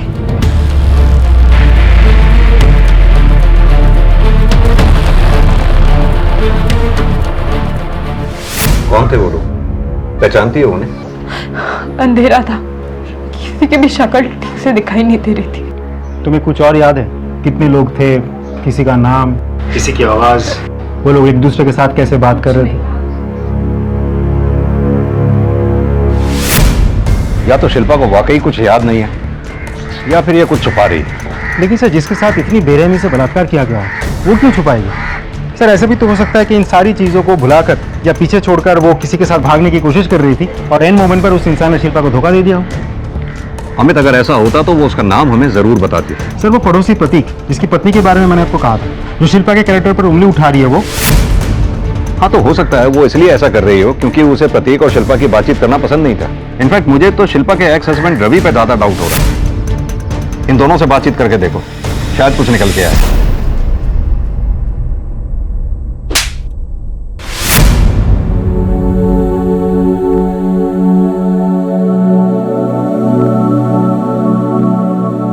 सॉरी। तू क्यों उन्हें बार बार दोष देता रहता है? जितने हम परेशान हैं उतने वो भी तो परेशान है ना। और ये सब करके क्यों आई है तो यहाँ? उसकी तरफदारी करने आई है? तुझे उसकी चिंता है ना, तू जा उसके पास। मैं जीव या मरो तुझे क्या फर्क पड़ता है ना? तू जा यहाँ से, तू जा यहाँ से। दीदी क्या हो रही? दीदी आप बैठो ना। दीदी क्या हो रही? दीदी मैंने जानबूझ के आपको धक्का नहीं दिया दी। सॉरी दी। कोई बात नहीं। सॉरी दी। तो बिल्कुल भी चिंता मत कर, मैं ना सब ठीक कर दूंगी। तो बिल्कुल भी टेंशन मत ले, सब ठीक हो जाएगा। सर, रवि और प्रतीक की इंफॉर्मेशन मिल गई है। प्रतीक तो क्लीन है, लेकिन रवि, ये देखिए सर। लेके आओ उसे। सर आप मेरी बात का यकीन नहीं कर रहे सर। सर सचमुच शिल्पा के केस से मेरा कोई मतलब नहीं है। मैं सच अगर एक लाइन भी और झूठ बोली तो इतना मारूंगा कि सांस लेना भी मुश्किल हो जाएगा तेरे लिए। सर मेरा यकीन करो सर, वास्तव में बोल रहा हूं सर। ये तेरे फोन के ट्रायंगुलेशन रिकॉर्ड जो साफ साफ बताते हैं कि जिस वक्त शिल्पा मुखर्जी नगर में मौजूद थी तू भी उसके साथ मुखर्जी नगर में मौजूद था। अब तेरा ना तो वहां काम है और ना ही तेरा घर। कर क्या रहा था वहां पर तू? सर मेरी बात का यकीन करो सर प्लीज। ये ऐसे नहीं मानेगा। मेरी बात का यकीन करो। सच बोलवाओ इससे। सच बोल रहा हूँ सर, मेरी बात। सच क्या? मैं बता रहा हूँ सर। बोल। लेकिन सर सच में बोल रहा हूँ, मेरा शिल्पा के केस से कोई मतलब नहीं है सर। मैं गया था वहां, मुखर्जी नगर गया था सर। वहां मैं नैना से मिलने गया था सर। ये नैना कौन है? साहब मेरी गर्लफ्रेंड है साहब। आपने अचानक उस दिन मेरी बीवी के सामने पूछ लिया तो मुझे झूठ बोलना पड़ा। कल रात घर पे ही था सर। हाँ आते आते देर हो गई थी सर, वो मैं ओवर टाइम कर रहा था ना। लेकिन साहब मैं अभी सच बोल रहा हूँ, मेरे शिल्पा के केस में कोई मतलब नहीं है। नैना का मैं आपको फोन नंबर देता हूँ, उसका एड्रेस देता हूँ, आप उससे पूछो और वो सब कुछ बता देगी साहब। मैं तो उसके बारे में सोचता तक नहीं हूँ सर। शिल्पा को तो जैसे शादी ही नहीं करनी थी साहब, दूर दूर रहती थी। अरे शादी वाले दिन तो उसने मुझे हाथ तक लगाने नहीं दिया साहब। मैंने तो कोई जल्दबाजी भी नहीं की, रुका रहा मैं। मुझे लगा कि धीरे धीरे समझ जाएगी वो, लेकिन एक दिन उसे अपने मैके जाना था किसी पूजा पाठ के चक्कर में और वो चली गई, फिर नहीं आई लौट के वो। मैंने बहुत इंतजार किया साहब, मैंने सोचा कि मैं उसके घर जाता हूं और उसको लेकर आता हूं। ऐसे कैसे नहीं आएगी वो? बीवी है वो मेरी, जिंदगी भर यहाँ रहेगी क्या? शिल्पा ए बस है, बहुत हो गया, निकल यहाँ से, मैं तो टांगे तोड़ दूंगा तेरी। तू जानता नहीं क्या कर सकता हूँ मैं, चल निकल। क्या कर सकते हो? भगा के नहीं लाया उसे, शादी की है उससे मैंने। तेरी शादी हुई थी, अब खत्म हो गई। तुमको पेपर भेज देता हूँ, साइन करके भेज देना। चल निकल, अभी निकल यहाँ से। अरे चल निकल, निकल बोला ना, चल। उसके बाप ने तो जब से मुझे धमकी दी ना सब, मैं तो कान पकड़ लिया, उसे वास्ता ही नहीं रखा। लग तो यही रहा है कि रवि सच बोल रहा। लेकिन सर समझ में नहीं आ रहा कि शिल्पा अपने पति के पास लौटी क्यों नहीं। ऐसे सिचुएशन में माँ बाप अपने बेटी को समझाकर ससुराल भेजते हैं, लेकिन यहाँ तो उल्टा हुआ है। बाप ने ही शिल्पा को मना किया, और देखा जाए तो रवि ने ऐसा कुछ भी नहीं किया जो शिल्पा डर जाए और ससुराल लौटना ना चाहे। अमित, मुझे लगता है शिल्पा से दोबारा मिलना पड़ेगा। सर एक लीड मिला है, एक दुकानदार है जिसने उसी रास्ते पर शिल्पा का पीछा करते हुए किसी आदमी को देखा है, और वो कह रहा है कि उसे पहचान लेगा। सर मैं रात को दुकान से घर जा रहा था तो उसे भागते हुए मैंने देखा था।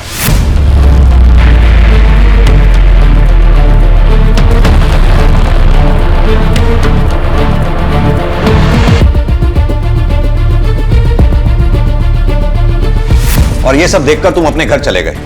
एक बार भी उस औरत की मदद करने या पुलिस को इन्फॉर्म करने की सोची नहीं तुमने? सर मुझे लगा कि क्यों किसी के बवाल में फंसना, इसके लिए मैंने किसी को बताया नहीं। वो औरत तकलीफ में थी, तुम्हें साफ साफ दिख रहा था। उसकी मदद करने की बजाय कैसे इंसान हो तुम? सर तुमने कांस्टेबल को बताया कि तुम उस आदमी को पहचान लोगे? हाँ मैं पहचान लूंगा। शक्ल की हर एक डिटेल याद करके बता पाओगे अच्छे से? अच्छे से बता दूंगा सर। उसके हिसाब से हम स्केच बनवाएंगे। ठीक है सर।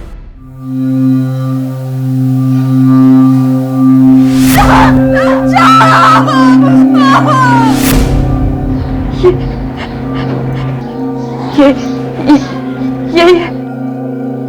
कौन है ये? पहचानती है उसे? नहीं। अमित, इसे हर हाल में जल्द से जल्द ढूंढना होगा। अपने खबरियों को अलर्ट करो, इस स्केच को सर्कुलेट करवाओ, पुलिस डेटाबेस चेक करो, शायद इस आदमी का कोई पुराना क्रिमिनल रिकॉर्ड हो। सर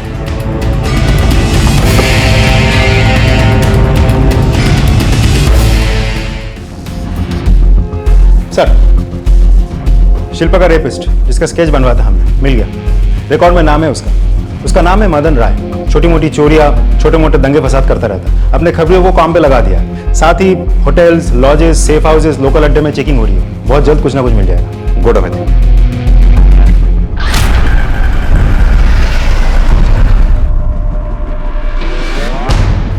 बांटना।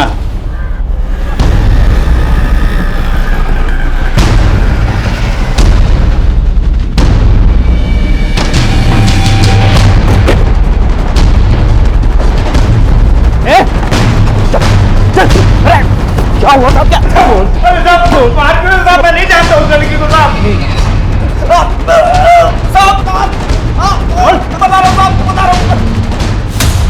लड़की का बलात्कार मैंने किया था, लेकिन इसमें मेरी गलती नहीं है। वो वही लेके आया था उसको मेरे पास, मुझे तोहफे में मिली थी साहब। वो तोहफे में? किसने दी थी तोहफे में? वही लेके आया था साहब, उसका बाप। बाप ने बेटी को? हाँ साहब, वो खुद उसे मेरे पास लेके आया था, और मैं अकेला थोड़ी था। वो डॉक्टर विराज भी था साहब, वो भी आया था बाद में। अमित सर ले आओ इस डॉक्टर विराज को भी। सर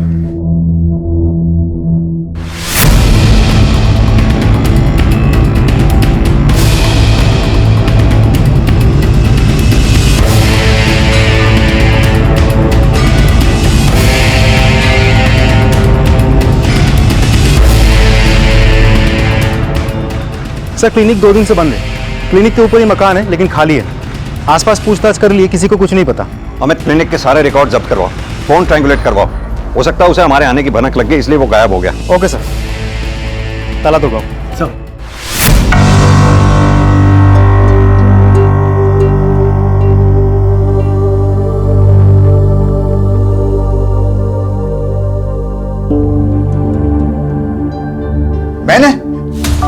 मैंने अपनी बेटी के साथ ये सब कुछ किया?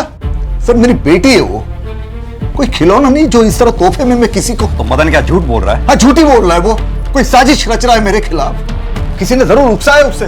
सर मैं उसको ठीक से जानता तक नहीं। हाँ हम एक ही फैक्ट्री में एक साथ काम करते, बस इतना ही। कभी मैंने उससे पैसे उधार लिए थे, लेकिन ये मदन मेरी बेटी के साथ ये सब कुछ करके इल्जाम मुझ पर थोपेगा ऐसा मुझे कभी लगा नहीं था सर। एक फैक्ट्री में काम करते हो, उससे पैसे उधार लिए थे, लेकिन जब मैंने तुम्हें स्केच दिखाया था तब क्यों पहचानने से इनकार कर दिया था? तब क्यों बोलती बंद हो गई थी? उस समय मैं तस्वीर देख के नहीं पहचान पाया था, पर मुझे नहीं लगा था कि मदन मेरे साथ ऐसा कुछ कर सकता है। और डॉक्टर विराज? डॉक्टर विराज, उनका क्या लेना देना है? पहचानते हो या नहीं?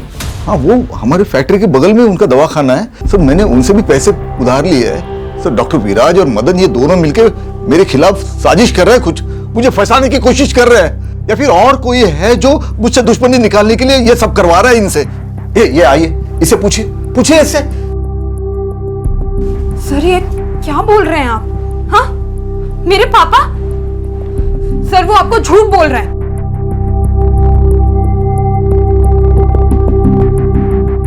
सर डॉक्टर विराज से जुड़ी काफी इंफॉर्मेशन निकल गई। फर्जी डॉक्टर, उसे क्लिनिक पर टंगी सारी डिग्री अब फेक है।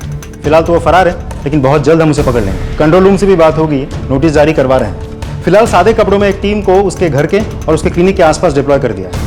और कॉल रिकॉर्ड्स मंगवा लिए सर। लेकिन रामचरण? बाप अभी भी अपने क्राइम को मानने से इनकार कर रहा है। अब तो मुझे ये लग रहा है कि बेटी भी उसका साथ दे रही है। सर बाप से डरती होगी और क्या। अमित पहले ये मामला एक बेटे का अपने बाप से नफरत करने का लग रहा था, अब तो बाप के भी इस केस में इन्वॉल्व होने की पॉसिबिलिटी है। अमित मुझे एक बात खटक रही है थोड़ी सी। शिल्पा के माथे पर सिंदूर लगा हुआ था, 16 साल हो गए अपने पति से अलग हुए और माथे पर सिंदूर। अच्छा एक काम करो, ये रामचरण के फोन की ट्रायंगुलेशन रिकॉर्ड मंगवाओ, उसके फोन की लोकेशन को ट्रेस करके देखो क्या मिलता है। सब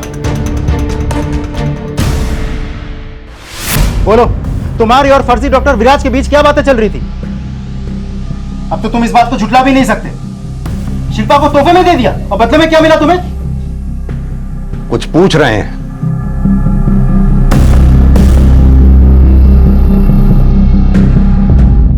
सीधी तरह से बता, डॉक्टर विराज से कांटेक्ट में क्यों था तुम? बोल।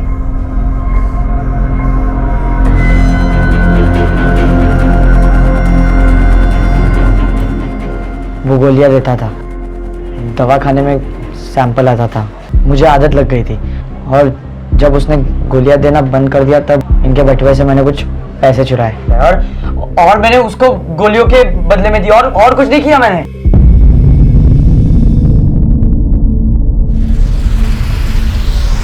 सर कुछ समझ में नहीं आ रहा है कौन सच बोल रहा है कौन झूठ। अब तो ये भी साबित हो गया कि नितिन को नशे की लत है। आखिर ऐसी कौन सी वजह रही होगी जिसकी वजह से बेटा इस हद तक गया?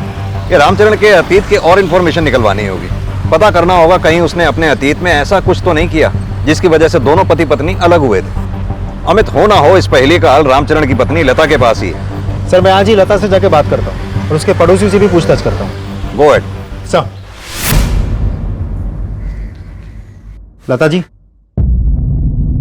इतना सब कुछ होने के बाद भी तुम चुप हो? तुम्हें अब भी नहीं लगता कि तुम्हारी बेटी के साथ ऑलरेडी बहुत बुरा हो चुका है? अगर तुम ऐसे ही चुप रहोगी ना तो तुम्हारे पति तुम्हारी बेटी को फिर से किसी और के पास भेज देगा और तुम्हें पता भी नहीं चलेगा। इस बार तो जिंदा वापस आ गई, लेकिन अगली बार क्या होगा किसी को नहीं पता। वो तुम्हारे साथ भी ऐसा ही करता था ना, इसलिए तुमने उसे छोड़ दिया था। मैंने तुम्हारे जैसी ना मां नहीं देखी। उस आदमी के पास अपने बच्चों को छोड़कर चली गई थी तुम। अरे क्या हुआ, बोलोगी कुछ? कुछ प्रॉब्लम है? डरती हो किसी से? बेइज्जत होने का डर है? अपनी बेटी के बारे में सोचो, सोचो उस पर क्या बीती होगी, उस पर क्या बीत रही होगी। अगर तुम अपनी बेटी से जरा सा भी प्यार करती हो ना तो अपना मुंह खोलो और सच बताओ।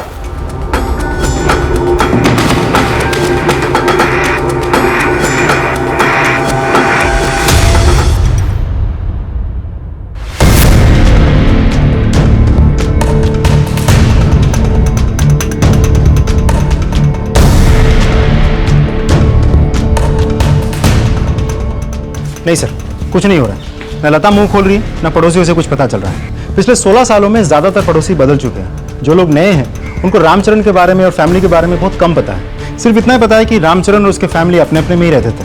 शिल्पा सिर्फ 6ठी क्लास तक पढ़ी थी, उसके बाद वो पढ़ाई कर नहीं पाई। माँ बाप दोनों मजदूर है तो दिन भर घर के बाहर रहते थे। सर ये सब बहुत बेसिक इन्फॉर्मेशन है, इससे आगे हम कैसे बढ़े? एक रास्ता है, इतना तो तय है कि रामचरण झूठ बोल रहा है। हमने रामचरण के फोन ट्रैकुलेट करवाया था। ये देखो, उस दिन मदन जहां जहां भी था उस वक्त पर रामचरण भी उसके साथ था।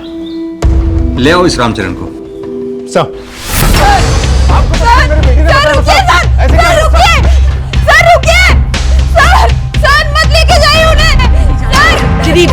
जाने दो।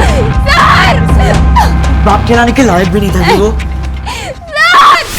अगर तू शिल्पा को मदन के पास लेके नहीं गया था तो तेरे कॉल ट्रायंगुलेशन रिकॉर्ड से हमें यह कैसे पता चलता है कि तू मदन के साथ उस दिन उस वक्त वहीं था? सर, और कोई चारा नहीं था मेरे पास। वो डॉक्टर विराज और मदन से मैंने पैसे लिए थे, वो वसूलने के लिए मुझे धमकी दे रहे थे कि पैसे तो हम वसूल करेंगे, इस तरह से नहीं तो उस तरह से। और सुन बे, अगर पैसे नहीं दिए ना तो तेरी बेटी को उठा कर ले जाऊंगा। मदन समझा? सब मैंने बहुत कोशिश की, मैंने बहुत कोशिश की पैसे जमा करने की, लेकिन ये नालायक नितिन मुझसे पैसे चुराता था। सब आखिर में मेरी हिम्मत टूट गई साहब। अगर वो लोग मेरी शिल्पा को उठा के लेके जाते तो मेरी बच्ची को बहुत तकलीफ देते, इसलिए मैं खुद, मुझे यकीन था कि शिल्पा किसी न किसी तरह मान जाएगी और वो लोग उसे जल्दी छोड़ देंगे। और इसलिए तूने खुद अपनी बेटी को उनके हवाले कर दिया। ये घटिया ख्याल तेरे दिमाग में आने से पहले हमारे पास आने का ख्याल तेरे दिमाग में नहीं आया? कितना घटिया इंसान है।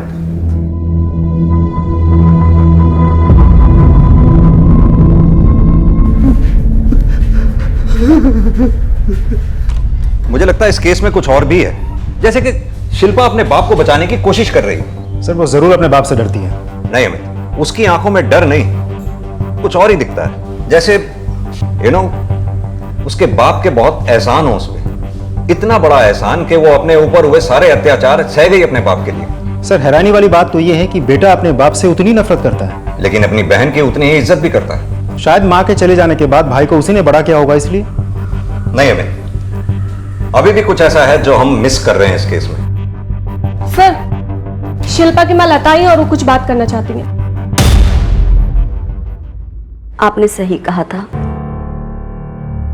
मैं ही गलत थी जो अब तक चुप रही। शिल्पा के बाप को जेल में बंद करके आप लोगों ने एकदम सही किया। इसी लायक है वो आदमी। अब वो किसी को कोई नुकसान नहीं पहुंचा पाएगा। शिल्पा के बाप ने उसकी पढ़ाई छुड़वा दी ताकि वो घर के कामों में मदद कर सके। 12 साल की बच्ची थी वो। मेरे ही घर में, मेरी ही पीठ के पीछे क्या कुछ चल रहा था।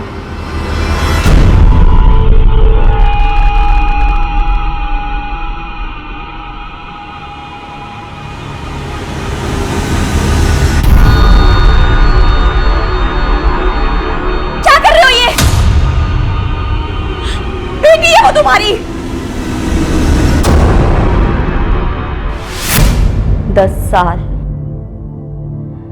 10 साल उसने अपनी बेटी के साथ लोगों के डर से, मैंने कभी किसी से कुछ नहीं कहा, बस जैसे तैसे करके शिल्पा की शादी करवा दी। लेकिन वो आदमी शादी के 1 हफ्ते बाद ही शिल्पा को घर वापस ले आया और फिर वही सब शुरू हो गया। और एक दिन पता चला शिल्पा मां बनने वाली है। नितिन उन्हीं दोनों की औलाद है। उस घटिया आदमी ने अपनी ही बेटी के साथ रिश्ता बनाया, उससे नितिन पैदा हुआ। नितिन ये बात जानता है, इसलिए वो उस आदमी से इतनी नफरत करता है। मैं भी उस आदमी से बहुत नफरत करती हूँ। उसकी शक्ल से नहीं, उसके नाम से भी मुझे घिन आती है। वो दोनों घर छोड़ के चले गए ताकि लोगों को कुछ पता ना चले, और बच्चे को भी अपने साथ ले गए। मैं अकेली रह गई। आप लोग चाहे तो उनका मेडिकल टेस्ट करवा सकते हैं। सच खुद ब खुद सामने आ जाएगा। तेरी बीवी ने हमें सब सच सच बता दिया। झूठ बोलने की कोई गुंजाइश नहीं है। आखिरी मौका दे रहा हूं, सच सच बोल दे। अमित, ये ऐसे नहीं बोलेगा। इसका डीएनए टेस्ट कराओ, सच खुद ब खुद सामने आ जाए। सर,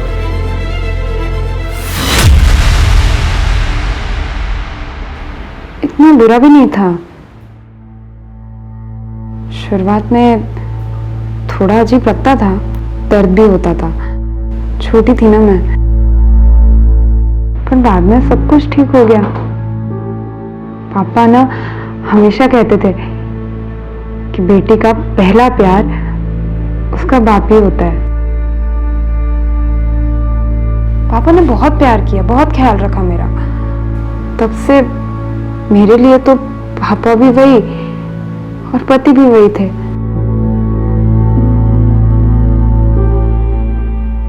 लेकिन ये सही नहीं है शिल्पा।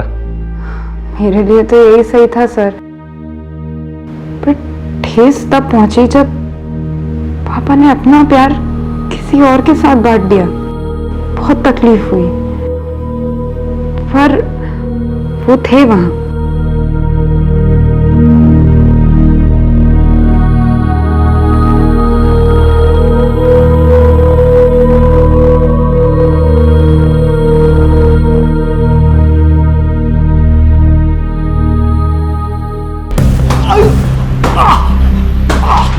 जो हुआ उसका दोष शिल्पा को नहीं दिया जा सकता।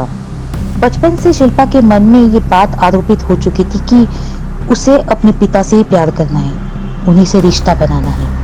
यही उसकी सच्चाई बन चुकी थी। इसके चलते जीवन की बाकी सारी वास्तविकताओं से उसने तो मुंह मोड़ लिया था। बदकिस्मती से कभी कभी जिनके ऊपर हमारी सुरक्षा की जिम्मेदारी होती है वही हमें नुकसान पहुंचाते हैं। और इस केस में शिल्पा के साथ तो ज्यादती हुई है, लेकिन नितिन के साथ भी तो बुरा हुआ है। एक तरफ ये अजीब सच कि उसके पिता और नाना एक ही आदमी है, और दूसरी तरफ इस घिनौने सच को छुपाकर आम जिंदगी जीने का दबाव आसान नहीं होता। बच्चे मासूम होते हैं, हर किसी पे झट से भरोसा कर लेते हैं और इसी भरोसे का फायदा उठाया जाता है। हर रोज कई बच्चों को नुकसान पहुंचाया जाता है, उनके साथ जुल्म किया जाता है। इस घटना के बदौलत हम उस भविष्य के साथ ही खिलवाड़ कर रहे हैं। ये जितना जल्दी हम समझेंगे उतना बेहतर होगा। क्राइम पेट्रोल के ऐसे ही मजेदार एपिसोड्स देखने के लिए हमारे चैनल को सब्सक्राइब करें।